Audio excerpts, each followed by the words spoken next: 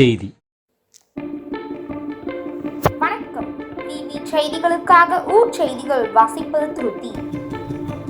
ராணிப்பேட்டை மாவட்டம் ஷோலிங்கர் அடுத்த பானாவரம் பகுதியில் இந்திய வளர்ச்சி இயக்கம் சார்பில் யுரோகா கல்வி உதவித்தொகை வழங்கும் நிகழ்ச்சி நடைபெற்றது.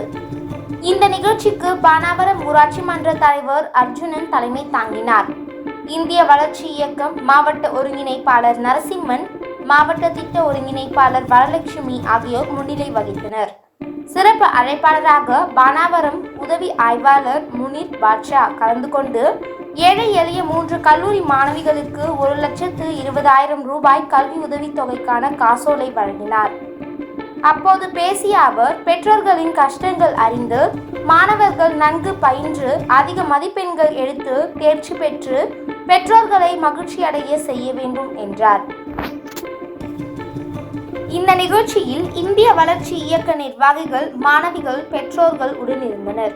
விவி செய்திகளுக்காக விஜய் மற்றும் பாஸ்கர்.